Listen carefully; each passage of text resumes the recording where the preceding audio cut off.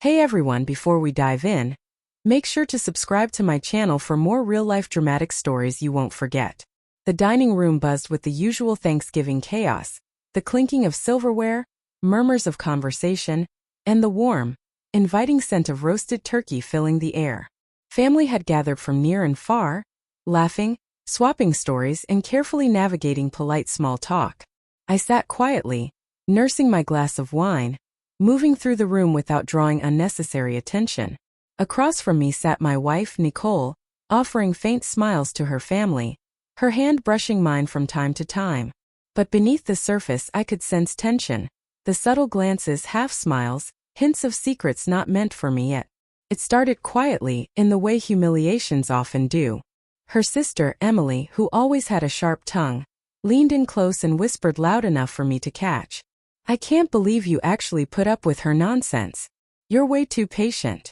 On the surface it sounded like a casual remark, but the tone, the smirk, the way she glanced around to make sure others were listening, it was deliberate. She was testing me, mocking me, trying to shrink me in front of everyone. I didn't react immediately, letting her words hang like a challenge. A few family members chuckled lightly at her jab. Nicole smirked, clearly expecting me to feel embarrassed. That quiet, sly amusement sparked something deep inside me, a fire I hadn't felt in years. I tightened my jaw, my eyes locking onto hers across the table. In that instant, the world seemed to narrow, focusing only on the moment at hand. I didn't want to yell. I didn't want to fight. I wanted impact. I wanted the room to feel the weight of the truth Nicole had tried to hide. I cleared my throat, my voice low, deliberate, and calm, drawing the table's attention. "Should I tell them who you spent last night with? Or would you rather?" I asked, steady, controlled, without a hint of hesitation. The words hit like a thunderclap.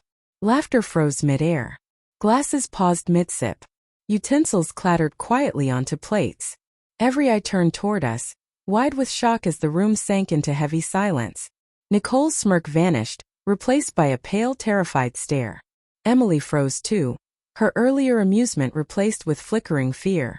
She hadn't expected to be part of a revelation that would shatter Nicole's carefully curated image. Other family members glanced between us, sensing the tension but not fully grasping its weight. The air thickened, charged with anticipation. The kind of silence that presses against your chest and slows time itself. Nicole's hands trembled slightly, her eyes darting desperately, searching for an ally, some escape, anyone who could intervene, but there was none. She had played a dangerous game of pride, attention, and secrecy, and now the consequences landed squarely on her shoulders. I leaned back slightly, calm and collected, letting the gravity of the moment speak for itself. Emily tried to laugh nervously to regain control, but it fell flat. The room had shifted. The family, once filled with casual jokes and light teasing, now felt the undercurrent of betrayal and dishonesty that had been hiding in plain sight. I hadn't raised my voice. I hadn't shouted. I had simply stated a truth that demanded attention, and the silence confirmed its power. Nicole finally whispered, her voice trembling. I didn't." The words were almost lost in the tension-filled air. Noticed by all, heard by none. Her sisters and cousins looked at her differently now, amusement replaced by curiosity, concern, and the faintest hint of judgment. Truth has a way of reshaping perception in an instant. I leaned forward slightly, maintaining my calm, controlled presence. "Do you want to explain it, or should I?" I asked softly, leaving the choice in her hands. The room held its collective breath. She faltered, stammering, realizing that no charm, laughter, or excuse could erase what had just been exposed. By the time dessert was served, the atmosphere had transformed completely. The laughter that once filled the room had vanished. Conversations became cautious, deliberate. Nicole avoided my gaze, visibly shaken. Emily, who thought she had been clever, now seemed humbled, uncertain how to react. And I? I remained composed, knowing that the truth had revealed itself without a raised voice or loss of control. Later, after the family had left and the chaos subsided, Nicole approached me, pale and hesitant. "You didn't," she whispered, voice small. "You didn't. Actually."